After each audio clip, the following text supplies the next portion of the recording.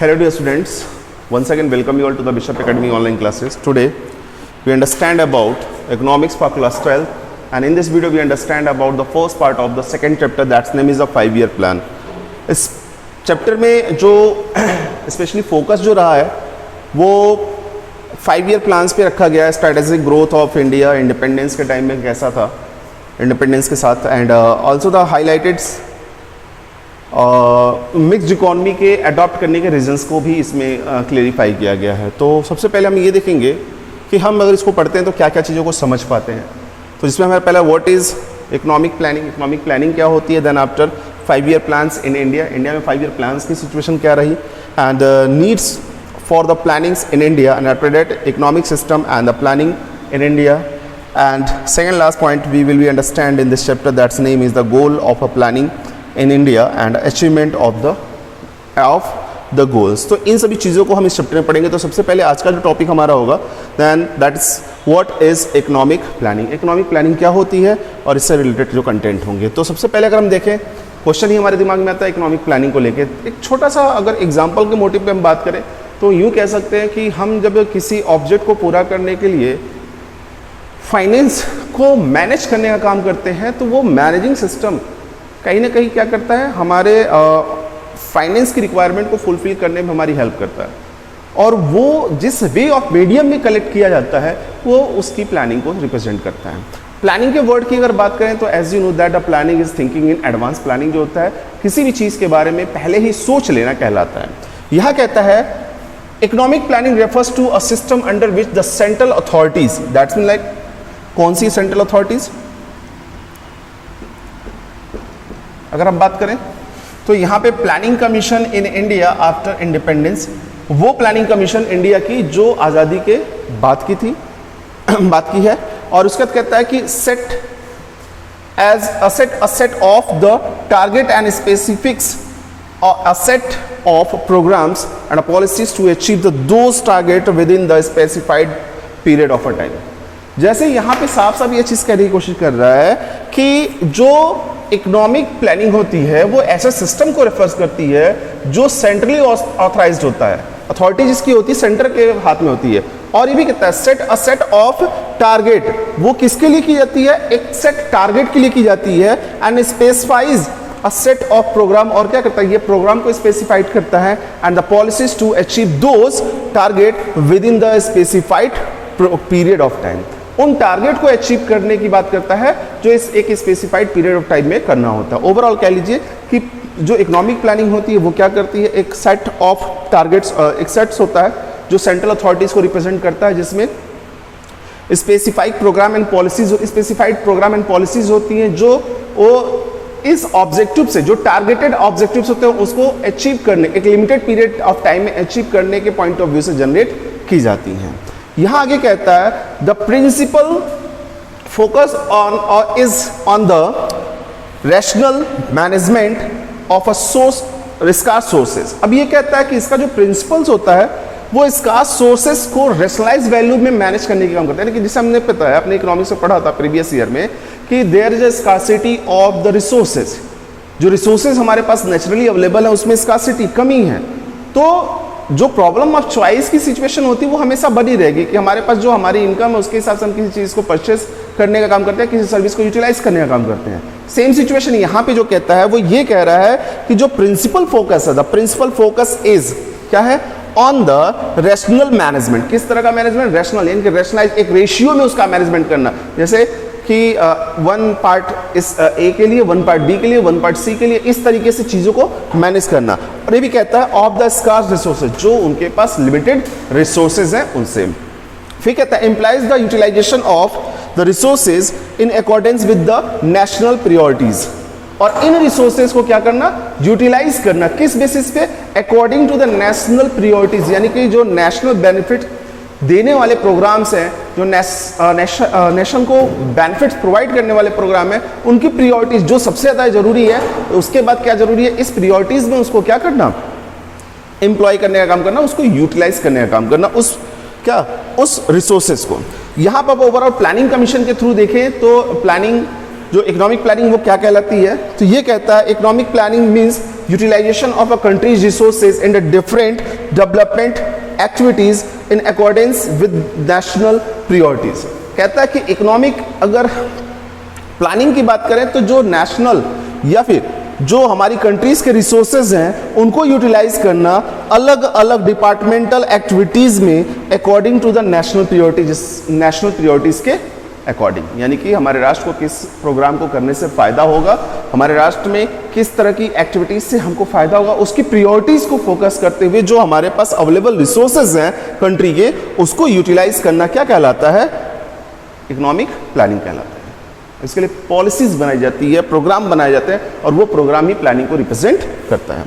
अब हम बात करते हैं कमीशंस।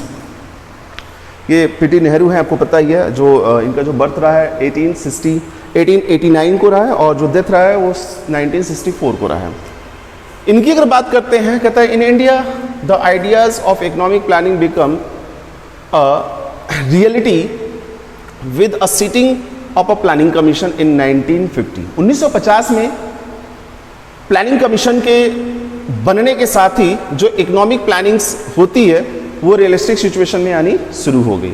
और ये भी कहता है under the chairmanship of then prime minister Pandit Jawaharlal Nehru. और उस वक्त कब ये किसके चेयरमैनशिप में बना था, पीटी नेहरू के। यानी कि अगर आपसे कोई पूछता है who is the first chairman of the planning commission of India, तो आप कह सकते हैं Pandit Jawaharlal Nehru is the first chairman of the planning commission of India in 1950।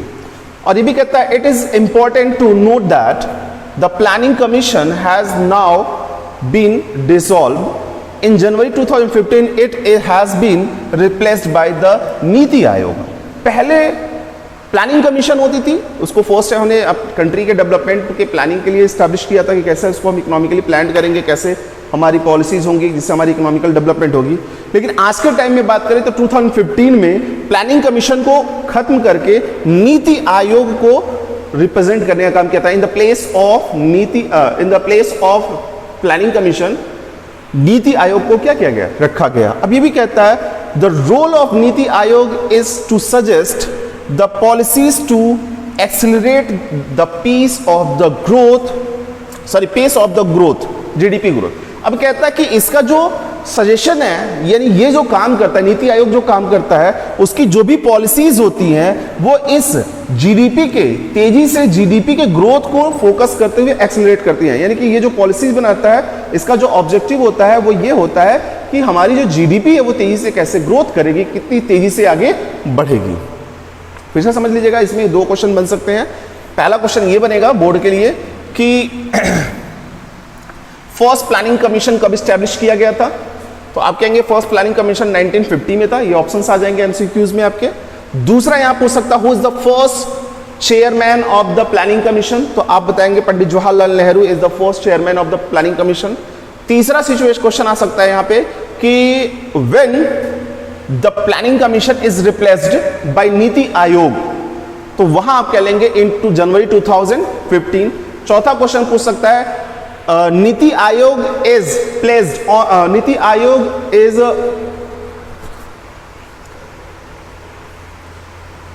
मतलब ये कह सकता है कि नीति आयोग किसकी जगह पे रखा गया था या किसकी जगह पे रिप्लेस किया गया है और कब किया गया था, तो जनवरी 15 और प्लानिंग कमीशन के प्लेस पे। तो ये 3-4 क्वेश्चन है, आप जब वीडियो देखिएगा तो इसको जरूर नोट कर लीजिएगा। पहला क्वेश्चन मैंने बताया कि in which year the planning commission has was form, ठीक है, and who is the first chairman of the planning commission and on which years the planning commission is replaced by the NITI Aayog, that's 2015 जनवरी, या फिर on which place the NITI आयोग has been applied, किसकी जगह पे नीति आयोग को लागू किया गया था, दैट्स प्लानिंग कमीशन। तो ये 4-5 क्वेश्चन थोड़ा सा ऊपर नीचे करके एमसीक्यू के बेसिस में आप इसको तैयार कर लेंगे, ठीक है। नेक्स्ट आगे बढ़ते हैं।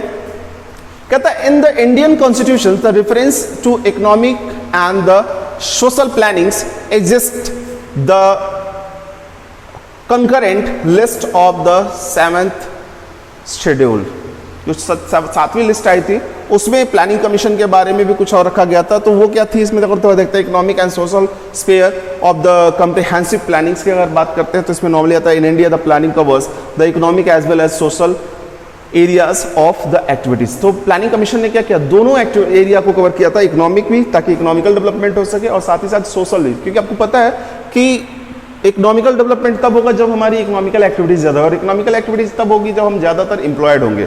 तो इसने दोनों एरिया को कवर किया। फिर कहता है agriculture, industries, transport and trade are the examples of the economic spheres are the areas of a planning. अगर देखें तो इसकी जो प्लानिंग कमीशन का जो सबसे ऑब्जेक्टिव था ग्रोथ करना, डेवलप करना, किसको किसको, उसने एग्रीकल्चर इंडस्ट्रीज को डेवलप किया, ट्रांसपोर्ट और ट्रेड को डेवलप किया, और ये सारे क्या हैं, प्लानिंग के एग्जाम्पल, इकोनॉमिक प्लानिंग्स के एग्जाम्पल हैं। फिर कहते हैं एजुकेशन, हेल्थ एंड हाउसिंग, ये सोशल स्फीयर में आएंगे आपके, ठीक है। Education, health and housing are the principal examples of the social spheres और द एरियाज ऑफ प्लानिंग। जो ये इनके, हम अगर मान लीजिए क्या करता है, हमारी जो प्लानिंग कमीशन अगर वो एजुकेशन के लिए काम करती है, हेल्थ के लिए काम करती है, हाउसिंग के लिए काम करती है, तो ये सारे वर्क जो होते हैं वो कहलाते हैं सोशल स्फीयर्स, यानी कि सोशल एरियाज के को फोकस करते हुए प्लानिंग होती है, ठीक है। तो हमारा इसलिए क्या होता है कि हमने क्या किया, इकोनॉमिक प्लानिंग भी की और सोशल प्लानिंग को दोनों को मेंटेन कर दिया। फिर कहता है planning that covers the both social and the economic spheres of the growth is called the comprehensive planning. ऐसी प्लानिंग जो दोनों को, अब यहाँ पे क्वेश्चन बन सकता है कि कौन सी प्लानिंग क्या होती है, which planning is known as a comprehensive plannings. तो वहाँ पे आपको भी लगा mixed economy, capitalist economy, socialist economy, तो आपके दिमाग में आना चाहिए अगर मिक्स्ड इकोनॉमी की बात करते हैं, ठीक है, तो वो दोनों का होता है, क्योंकि मिक्स्ड में कैपिटलिस्ट और सोशलिस्ट दोनों होते हैं। तो that economy which contain the social and economical spheres is known as a comprehensive plannings, ठीक है। वो प्लानिंग्स जिसमें क्या हो, सोशल और इकोनॉमिक दोनों आते हो, दोनों एरिया को इन्वॉल्व किया जाता हो, तो वो कम्प्रिहेंसिव प्लानिंग्स कहलाती है, ठीक है। ये दिमाग में रखेंगे, ये एमसीक्यू का क्वेश्चन हो सकता है आपके लिए। अब हम बात करेंगे 5 ईयर प्लान इन इंडिया। भाई क्या जरूरत थी 5 ईयर प्लान को इंडिया में लाने की, और है क्या ये 5 ईयर प्लान, तो उसके बारे में बात करेंगे। कहता है India adopt the model of 5 year plan as the pioneered by the Soviet Union. अभी यहां से एक क्वेश्चन बनाता है कि 5 ईयर प्लान का जो कॉन्सेप्ट है वो कहां से आया, तो सोवियत यूनियन से हमारे पास आया था ये 5 ईयर प्लान। अब ये देखिए, ये सारे के सारे एक तरीके से एमसीक्यू क्वेश्चन है कि India adopted the model of the 5 year plan as pioneered by, कहां से लिया गया, तो नॉर्मली अब देखेंगे सोवियत यूनियन से। अब यहां पे कहता है the first 5 year plan was introduced in 1951 and at least in last 2012। अब कह रहा है क्या पे कि जो पहली बार प्लानिंग अप्लाई की गई थी, इंट्रोड्यूस किया गया था, वो 1951 में स्टार्ट हुआ। फर्स्ट प्लानिंग कब थी, 1951 में। देन आफ्टर लास्ट जो रही है वो 2012 में। In the between these years some annual plans were also introduced as. अब यहाँ पे क्या है कि 5 साल 5 ईयर प्लान का मतलब ऐसी प्लानिंग जिसको 5 साल तक वर्क किया गया, 5 ईयर तक वर्क किया गया हो। लेकिन इस 5 साल के प्लानिंग्स में क्या रहा है कि 1951 से 2012 तक के जो बीच में कुछ ऐसे भी प्लान रहे जो 1 ईयर थे, यानी कि द एनुअल प्लान्स 1 ईयर के प्लान्स थे। अब इसमें क्या था, 3 annual plans from April 1 1966 to 31 March 1969 तक। यानी कि अगर देखें 61, 66, 67, 68 और 69, ये 66 के बाद से 67, 68, 69 तक क्या रहा, हमारे 3 सिंगल 1 ईयर प्लान रहे। 1 annual plans from 1 April 1979 to 31 March 1980 तक। 3 यहां हो गए और 1 यहां हो गया, टोटल हो गए 4 एनुअल प्लान्स। अभी कह रहा है 2 annual plans from April 1 90 to 31 March 1992। अब कह रहा है कितने, 3, 2 यहां हो गए और यहां पे 2 हो गए, तो 3, 2, 5, 2, 7 एनुअल प्लान हो गए। अभी कहता था different 5 year plans had different goals, और हर एक जो प्लान रहे हैं, एनुअल प्लान का अपना अलग ऑब्जेक्टिव रहा है और जो 5 ईयर प्लान्स रहे हैं उनके अलग ऑब्जेक्टिव्स रहे हैं। तो जितने भी 5 ईयर प्लान है सब अलग अलग ऑब्जेक्टिव को फोकस करते वर्क करते हुए हैं।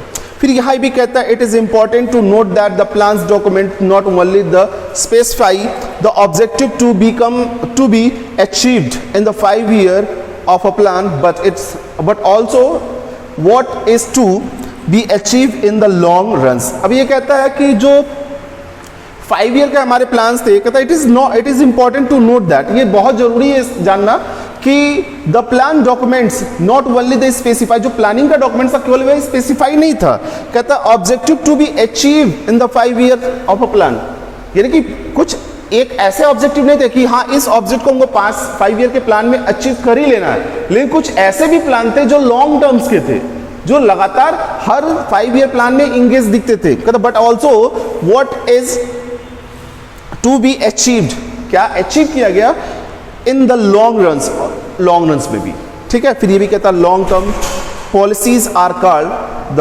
Prospective plans. अब यहां पे क्वेश्चन आता है which policy is known as prospective policies, a plans that is a long term policies या long term plan is known as a prospective plan, यानी कि वो प्लान्स जिनको लंबे समय तक रखा गया और कई प्लान्स में वो ऑलरेडी इंगेज भी हैं, तो वो क्या होते हैं प्रोस्पेक्टिव प्लान्स के नाम से जाने जाते हैं। आई होप सो कि आपको कंटेंट क्लियर है। फिर यहाँ पे कहता है need for the planning in India, जरूरत क्या है, एज वी नो दैट कि हमारी जो इकोनॉमिकल कंडीशन थी वो बैकवर्ड या सेगमेंट इकोनॉमी थी, क्योंकि ब्रिटिशर्स अपनी प्रॉफिट के पॉइंट ऑफ व्यू पे सारे के सारे प्लान्स को मेंटेन कर रहे थे। तो कहता है it was backward as the level of output and productivity were low. हमारी जो यहां से अगर देख लें, कहता है in India inherited from the British a backward and a segment economy. India British के टाइम में कौन सी इकोनॉमी थी, बैकवर्ड और सेगमेंट इकोनॉमी थे। It was backward as the level of output and productivity were low. और ये backward क्यों था, क्योंकि आउटपुट यानी प्रोडक्टिविटी, जो प्रोडक्शन हम कर रहे हैं वो हमारा क्या था, बहुत ही लो था, और जो हम बेनिफिट को प्रॉफिट के रूप में कन्वर्ट करते वो भी हमारी बहुत कम थी। And it was segment as a GDP growth was decimal, ठीक है। तो अगर ये कह रहा है कि इसका इंपैक्ट क्या रहा था, जो जीडीपी ग्रोथ थी वो बहुत ही लो थी, एकदम पॉइंट में चल रही थी हमारी। फिर कहता है such an economy could not be left to market force to the supply and demand to trace its path of a growth and development. अब कह रहा है कि यहाँ पे क्या कह रहा है, सच एन इकोनॉमी, इस तरह की इकोनॉमी जो होती है, could not be left the market force, वो क्या करते हैं, मार्केट फोर्स को छोड़ नहीं सकती, यहाँ वैसा बनी रहती है ऑफ सप्लाई एंड डिमांड और सप्लाई की मार्केट फोर्स यहाँ बनी रहती है। और ये भी कहता है to trace its path of the growth and development, किसके लिए, इसका जो सक्सेस का पाथ है, ग्रोथ एंड डेवलपमेंट है, उसको मेंटेन करने के लिए। यानी कि अगर हम अपनी कंट्री की बात करें तो उस समय भी हमारे पास डिमांड और सप्लाई, डिमांड ज्यादा थी, सप्लाई नहीं हो पाती थी, ठीक है। और किसी भी मार्केट में किसी भी कंट्री के ग्रोथ के लिए उसके जो प्रोडक्शन एक्टिविटीज है उसका ज्यादा होना चाहिए, और ये ज्यादा तब हो पाएगी जब मार्केटिंग क्या हो, सप्लाई ज्यादा हो और डिमांड भी ज्यादा हो।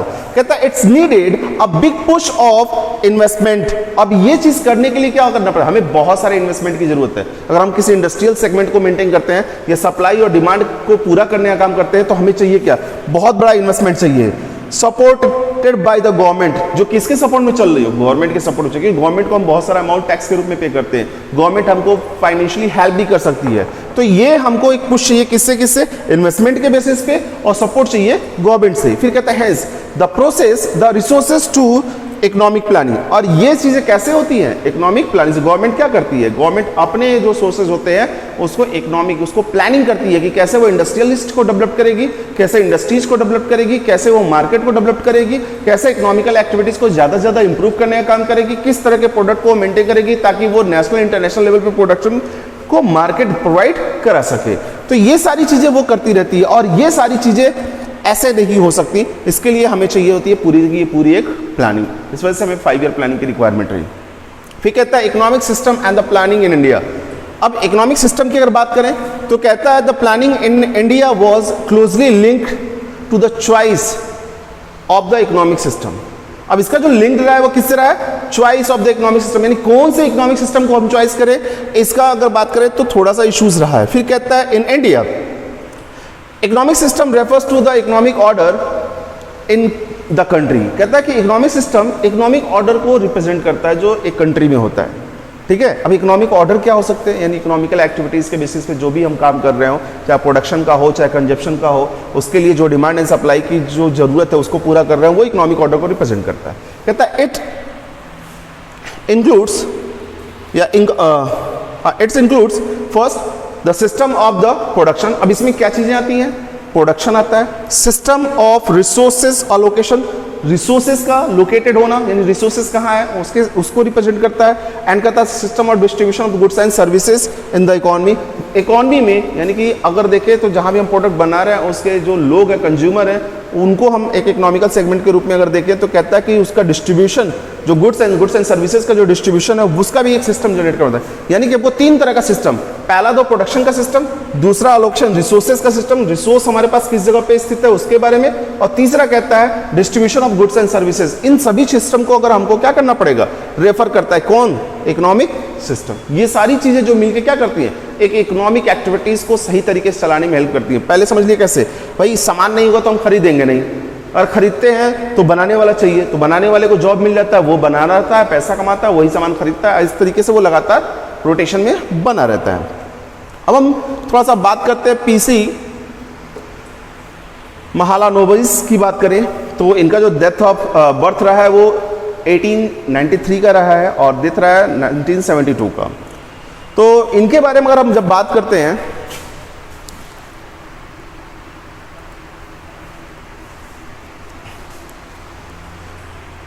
तो Prashant Chandra Mahalanobis is known as the architect of plannings, Indian plannings. ये लाइन याद रखेंगे, who is known as the architect of Indian planning, that is PC Mahalanobis is known as architect of Indian planning. ये दिमाग में आपके रहना चाहिए। फिर कहता है an eminent statisticians he made the a landmark contribution of to Indian planning during the second 5-year plan। अभी इन्होंने क्या किया, एक स्टैटिशियन होने की वजह से इन्होंने क्या किया कि बहुत ही लैंडमार्क कंट्रीब्यूशन, यानी कि एक रिमार्केबल कंट्रीब्यूशन इन्होंने सेकेंड प्लानिंग के दौरान दिया, when he developed a model of the industrial investment towards the building up the domestic consumption goods sectors। अभी इन्होंने क्या किया, तो इन्होंने किया क्या, ही डेवलप्ड अ मॉडल, इन्होंने एक मॉडल डेवलप किया किसका, ऑफ द इंडस्ट्रियल इन्वेस्टमेंट का towards the building of the domestic consumption, जिससे वो क्या कर सकते हैं, जो डोमेस्टिक कंजप्शन उसको बिल्ड कर सकते थे, किस बेसिस पे, गुड्स सेक्टर्स में, यानी डोमेस्टिक कंजप्शन गुड्स सेक्टर्स को उन्होंने बिल्ड किया किसके बेसिस पे, अपने डेवलपमेंट मॉडल के बेसिस पे। और इन्होंने क्या था, Mahalanobis made the significant contribution to find field of the statics in the India. और इन्होंने क्या, स्टैटिक्स के फील्ड में भी डेटा का, देखिए स्टैटिक्स का यूज ज्यादातर हम डेटा कलेक्शन में करते हैं, जैसा आपको पिछले साल पढ़ाया गया होगा कि data is a very important part for the any business organization. Through the data they can be understand about the such a situation which they want to be which they will be face in nearest future and the previous condition of that business. So इन्होंने क्या किया था, उस situation में statistical situation बहुत अच्छा contribution किया था। कहता है establish the Indian statical institutions in Calcutta and started a general Sankhya which is respectable from statistician to discuss their ideas. थोड़ा यहाँ समझिएगा, जो ये कह रहा है कि इन्होंने क्या किया था, इंडियन स्टैटिकल इंस्टीट्यूशन यानी ISI को कलकत्ता में स्टैब्लिश करने का काम किया था एंड स्टार्टेड द जनरल सांख्य, और जनरल और सांख्य को स्टार्ट करने का काम किया था, और which is the respectable form of the statistician to discuss their ideas. और ये क्या था, एक रिस्पेक्टेबल फॉर्म था स्टैटिशियन का जिसपे वो अपने आइडियाज को क्या कर सकते थे, डिस्कस कर सकते थे कि हाँ ये चीज करने से क्या होता है। तो अगर एक्चुअली अगर देखें तो ये वर्ड क्वेश्चन हमेशा बनता है कि हु इज द आर्किटेक्ट या who is the architect of the Indian planning. तो आपके दिमाग में होना चाहिए प्रोफेसर पीसी महालानोबिस। अब हम बात करते हैं पुराने इकोनॉमिक सिस्टम के बारे में जो हम बात कर रहे थे। कहता from the system of production we meant the way goods and services are produce in the economy. अब कह रहा है कि जो प्रोड्यूसर सिस्टम है उसके थ्रू हम क्या करेंगे, गुड्स एंड सर्विसेज को एक इकोनॉमी में प्रोड्यूस कर सकेंगे, यानी प्रोडक्शन हम कर सकेंगे। फिर कहता है from the system of resources allocation. Resources allocation का मतलब कि जो प्रोडक्ट है वो कहां पे है उसकी बात कर रहा है। कहता है we means what goods and services are produce in the economy. क्या गुड्स एंड सर्विसेज इस इकोनॉमी में प्रोड्यूस किए जाएंगे, रिसोर्सेज कहां से होंगे, कैसे होंगे, किस तरीके से इसको बनाए, what to be produce, what to be in what quantity, जो हमने प्रॉब्लम ऑफ चॉइस में पढ़ा होगा आपने, उस चीज को यहां पे रिप्रेजेंट करता है। फिर कहता है and from the system of distribution. Distribution की अगर बात करें कहते हैं तो we means the way people get reward for their factor services. अब यहाँ पे फैक्टर सर्विसेज की अगर बात भी कर ले तो यहाँ पे कहता है कि अगर हम बात करते हैं सिस्टम डिस्ट्रीब्यूशन की बात करते हैं तो कहता है इसका मतलब ये हुआ कि वो लोग जो काम कर रहे हैं उनका रिवॉर्ड क्या होगा, कैसे रिवॉर्ड दिया जाएगा। इकोनॉमिकल एक्टिविटीज है भैया, सामान कहाँ से आएगा, कौन सा गुड्स एंड सर्विसेज बनेगा, ठीक है, और हम किस जो बनाने वाला है जो सर्विस दे रहा है उसको क्या देंगे, उस तरीके से अगर आपको थोड़ा सा यहाँ पे याद रखना होगा reward, the people get reward for their factor services. क्या वो रिसीव करते हैं, तो आपको 4 फैक्टर ऑफ सर्विसेज के बारे में पता ही है, जिसमें wages for labour, rent for land, interest for capital और प्रॉफिट फॉर इंटरप्रेन्योर। तो इसमें से कोई भी एक ऑप्शन दे देगा, या फिर ये वेजेस को जोड़ने के लिए बोलता है एक तरफ factor of wages factor of production और दूसरा फैक्टर ऑफ पेमेंट को देता है, और उसमें रैंडमली आपको क्या करता है, सिलेक्शन करने के लिए बोलता है कि कौन सा जो कॉलम ए कॉलम बी को मैच करिए। तो ये चीजें थोड़ा सा यहाँ ध्यान रखेंगे, फिर से समझ लीजिए कि जैसे यहाँ पे कह रहा है कि जो सिस्टम ऑफ प्रोडक्शन होता है उसका मतलब गुड्स एंड सर्विसेज को प्रोड्यूस करना एक इकोनॉमी में, दूसरा सिस्टम ऑफ एलोकेशन की बात करता है तो वहां कहता है गुड्स एंड सर्विसेज जिससे हम प्रोड्यूस कर रहे हैं, ठीक है। कह रहा है goods what goods and services are produce in economy, क्या गुड्स एंड सर्विसेज एक इकोनॉमी में प्रोड्यूस किया जाएगा। फिर कहता है नेक्स्ट जो थर्ड है कहता है सिस्टम ऑफ द डिस्ट्रीब्यूशन। तो डिस्ट्रीब्यूशन में कहता है कि the way people get reward for their factor services, लोगों को उनके फैक्टर ऑफ सर्विसेज से उनके काम करने का रिवॉर्ड कैसे दिया जाएगा, ये किस रूप में हो सकता है। कहता broadly there are 3 type of economic, 3 तरीके की इकोनॉमिक होती हैं। पहली इकोनॉमी जो होती है कैपिटलिस्ट की बात करता है इकोनॉमिक सिस्टम की, दूसरा सोशलिस्ट की और तीसरा मिक्स्ड इकोनॉमी की बात करता है।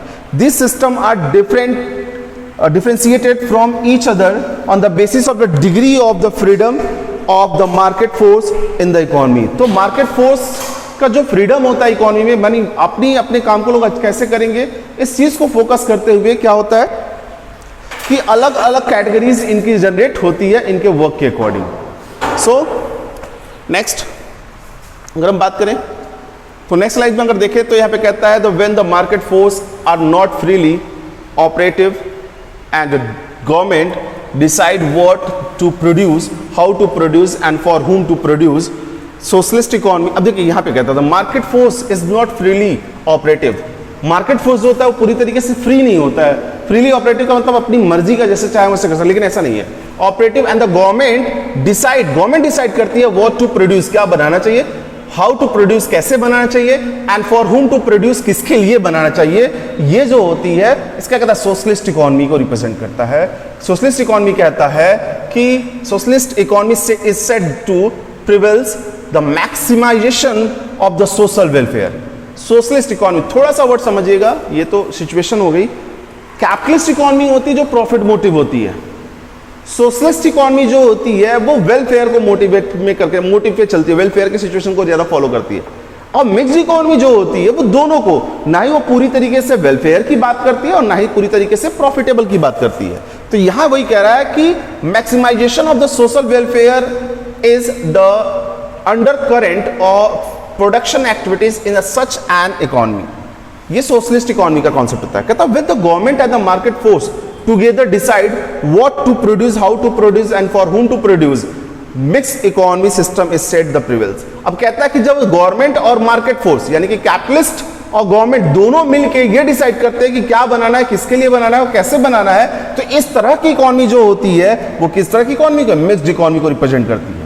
कहता है maximization of a profit and maximization of the social welfare go hand in such a economy. अब इस तरह की इकोनॉमी, मिक्स्ड इकोनॉमी क्या था, वो ज्यादा से ज्यादा प्रॉफिट भी कमाना चाहते हैं और ज्यादा से ज्यादा वेलफेयर को भी रिप्रेजेंट करना चाहते हैं, ज्यादा से ज्यादा वेलफेयर को भी मेंटेन करना चाहते हैं। और इस इकोनॉमी में यही होता है। कहता है when 5-year plans were the launched in India adopt the for mixed economy।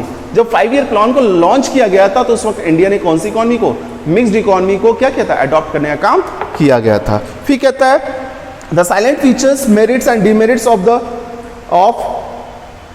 These economic system are discussed under this. तो अब ये जो भी रहे, अब नीचे क्या रहे उसके बारे में हम बात करेंगे। फिर कहता है when the government and the market force. अब पहली चीज थोड़ा सा यहां पे देख लिया जाए। कहता है what is the free play of the market force. Free play of market force क्या होता है, तो यहां कहता है it's refer to a situation when the government of a country does not interference with the market force of the supply and demand. जब government क्या करती है, इंटरफेरेंस को मेंटेन नहीं करती है मार्केट सप्लाई और डिमांड में, तो वो जो इकोनॉमी होती है वो क्या कहलाती है, वो सिचुएशन कहलाता है free play of market force को रिप्रेजेंट करता है। फिर से समझ लीजिए, हमारे यहाँ गवर्नमेंट पहले इंटरफेरेंस करती थी, अभी नहीं करती है, वो अलग चीज़ है। लेकिन यहाँ कहता है कि ये एक ऐसी सिचुएशन होती है जो गवर्नमेंट होती है उस कंट्री की, वो इंटरफेरेंस नहीं करती डिमांड एंड सप्लाई की सिचुएशन को, जो फोर्स जनरेट हो रहा है मार्केट में उसको, वो उसमें इंटरफेरेंस उसका नहीं होता है। फिर यहाँ पे कहता है the producers are free to allocate the resources to the production of a different goods and services. जो प्रोड्यूसर होते हैं वो फ्री होते हैं, जो प्रोडक्शन का गुड्स होता है, क्या बनाए क्या ना बनाए, वो उनको डिसाइड करेंगे, उसके लिए उनको कोई बाउंडेशन नहीं रखा जाता है कि वो किस पॉइंट ऑफ व्यू से बना रहे हैं, उनका मैक्सिमम उनका प्रॉफिट होता है जो भी पॉइंट होता है। फिर कहता है there will simply the produce those goods which fetch them a high price and the high profit. अब ये क्या करते हैं, ज्यादातर जो प्राइवेट सेक्टर वाले हैं वो ऐसे गुड्स को बनाते हैं जिनका प्राइस क्या होता है, ज्यादा होता है, जिससे वो ज्यादा प्रॉफिट अर्न करते हैं। No matter whether the poor gets even in the minimum of the foods shelter और द क्लोथिंग। उसका कोई मैटर नहीं होता है कि जो गरीब है उसको खाना मिला है कि नहीं मिला, कपड़े मिले कि नहीं मिले, उसको रहने का जगह मिला कि नहीं मिला, इसका कोई मतलब नहीं है। लेकिन जो इस तरह की सिचुएशन होती है, फ्री प्ले वाली सिचुएशन, वहां पे जो प्रोड्यूसर होता है वो ज्यादातर प्रॉफिट को फोकस करके रन करता है। कहता है maximization of a profit dominates the process of a decision making, the social welfare is given the only the national priority। अब यहाँ पे क्या होता है, प्रॉफिट क्या करता है, डोमिनेट्स करने का काम करता है मार्केट डिसीजन को। ठीक है, ज्यादा प्रॉफिट होगा तो उसका फायदा मार्केट के ऊपर पड़ता है, कंट्री को पड़ता ही पड़ता है, क्योंकि जीडीपी में वो पार्टिसिपेट करता है, लेकिन उसका इंपैक्ट कंट्री के साथ साथ कंपनी के ऊपर भी पड़ता है और मार्केट के ऊपर। लेकिन जहां वेलफेयर की बात करते हैं, सोशल वेलफेयर की, तो ये केवल नेशनल प्रियोरिटी की बात करता है कि हाँ इस काम को करेंगे तो हमको इससे फायदा होगा। So dear students, in this video that's all. If you have any type of doubt और query, you should be consult through Google Classroom. Thank you.